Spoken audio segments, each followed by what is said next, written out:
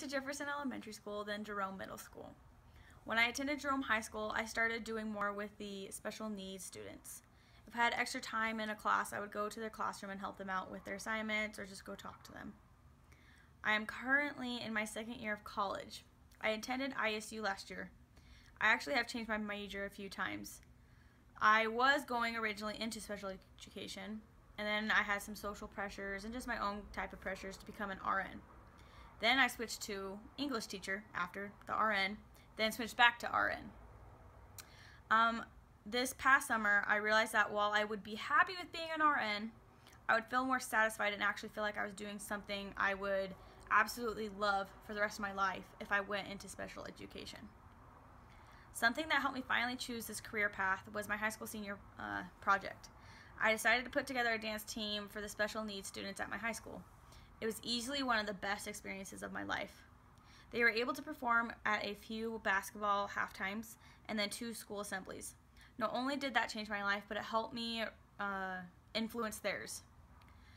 Their parents were over the moon proud and happy. There was hardly a dry eye when they performed. It was not an easy process, but it was worth it, and that's what I like about working with special needs kids. Just because it's not easy doesn't mean it can't be worth it. When it's harder to accomplish, that makes it more satisfying to actually do.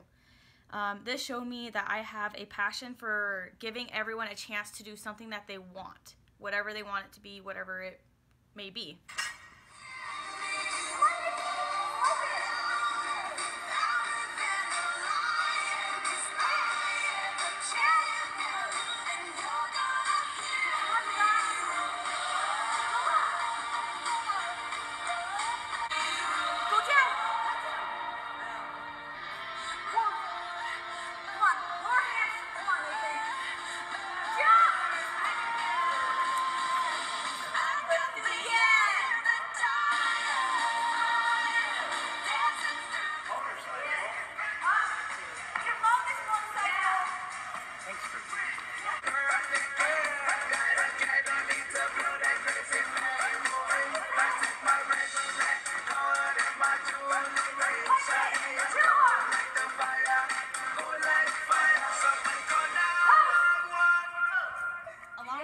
That I just showed you, there's also an article on magicvalley.com. They came in, they recorded what you just saw as a little practice, and then they interviewed Mr. Pacecchio, who was the special education teacher at the time. One of his quotes was, "Oh my gosh, it was a very loud roar.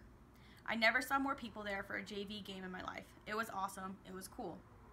He also said his students performed individually over the years and have actively supported the football and basketball teams, but this was the first time he saw them perform choreography. They worked hard on their timing. They did a heck of a job. It was awesome. Rachel's doing this totally from the heart. She's giving these kids the spotlight in front of their peers. This was just something I've always wanted to do for for anyone, was to give them something that they've always wanted, especially through dance.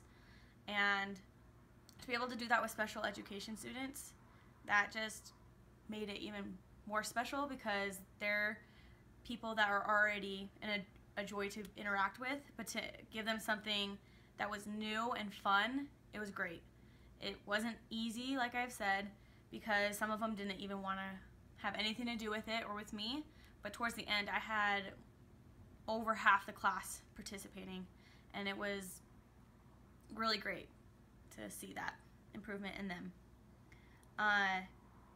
It just became so much more than just a project. It was friends and something that is becoming a career for me, hopefully. So this first picture that I'll be showing, it's a line of some of the special needs students that I taught. And you would think staying in a line is pretty easy, right? But I couldn't do any other formation, because staying in a line, that was hard enough for them. And it was great to see that they could actually finally get to that point where they could focus on each other enough that they were in a line. So, and then this gentleman in the middle, he cannot speak at all. He can only communicate, and hardly any communication really, but through noise and movements. And as you can see, he's actually moving, and they would have to tilt his wheelchair back like that, because he would move his wheelchair in a circle because he was moving so much. I would actually put the speaker next to him, especially when I played country music, because I recognized that he really enjoyed it. And so they told me that he didn't smile that much, and there was actually a couple moments that he would smile and he would just express a lot of joy through his sounds, and you can tell a difference. I mean, we have happy noises ourselves, and he did too, and it was really great. And his parents actually personally came and told me that they were noticing a difference at home, and that when they were told that he really enjoyed music a lot more than they actually thought, that they played it more, and that seemed to just help him. And that was really great for me to know that I was helping even at home. And then the second picture, that's me, but I was so just intrigued. That's the wrong word. I don't know. This is just the greatest experience that I was able to have with these kids, and I had so much fun.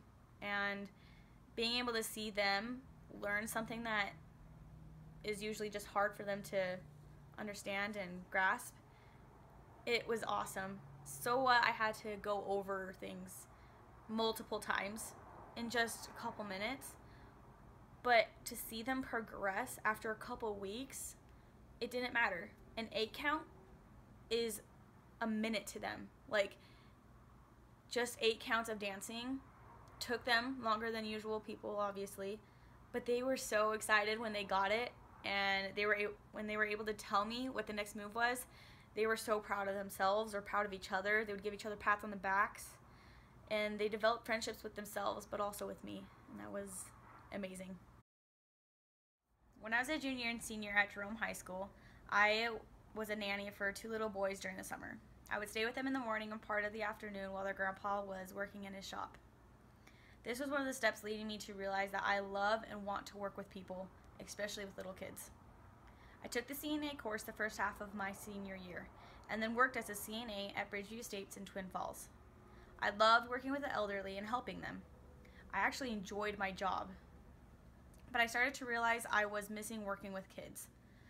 When I went to college, I was going towards the process of becoming a special education teacher.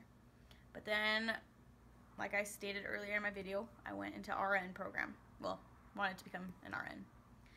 I worked the past 2016 summer, again, as a CNA at Bridgeview Estates. I still love my job and being a CNA, but being a nurse is a completely different thing, and I would still be working with people. It's not the same thing. I can't see myself going into nursing anymore. I was on my high school dance team, and I also was on a studio team. Dance has always been a big part of my life. As a high school dance team, we could do community service and perform for fundraisers. I was also on student council. I would discuss and help plan events for the school. I would volunteer to read to elementary kids as much as I could. I love working in a group. Through all of my experience, I have developed patience, and I do not always take the position of a leader, but I know how to do it, and I can do it without being demanding or bossy. So the reason I chose education for a career is, and it became evident into my first year and my first semester of college. The biggest reason is I really love helping people.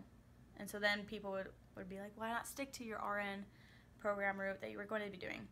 And honestly, the biggest reason, I'm not a big fan of math and science, and that has a lot to do with nursing. And then another reason is for special education, they just have I'm sure for everyone, they just have a hold on my heart, and I've just been hooked on doing anything with them that I can. And there's a lot of rewards, in my opinion, for going into education. You get to bond with many people, not just the kids that you're teaching, even though that's probably the biggest, but your other teachers that you're teaching with. And you get to learn from the students, and you get to learn as like technology grows and as there's more things added to the curriculum. And you get to connect with a child. That's not easy, and I kind of like the challenge, which is another reason special education is a good one for me, because once you get that connection that you've been working so hard for with that child, it just makes it so amazing. And then you can follow them through the high school years, or depending on where you're doing your education. And so my professional goals for my long term is to be the head teacher of a special needs class. So obviously to get there, I need a degree to begin with, and I need to work under someone with more experience than me, so like the head teacher at a different school or wherever that may be. And I need to volunteer whenever and wherever I can. And honestly, it doesn't have to be with special needs. Obviously, I need to do something geared towards that a couple times, but just helping others, especially in a classroom setting, is going to be helpful and help me learn many techniques that I can use in my own classroom someday. So my dream doesn't have to actually happen, but my dream is a combination of my senior project and my career goal, and it's to have a dance studio class for special needs. That doesn't mean that the studio is based just on special needs kids, because I would love to just teach other kids too, but to have something that the kids could come to and not feel left out, because they're all learning the same things and they're all having a difficulty just like anybody else, and so that would just be great, and I already have some experience with that. So I am really happy that we were able to do this paper because it's helped me kind of push more into why I actually want to become a special needs teacher, and I'm excited to continue in this class.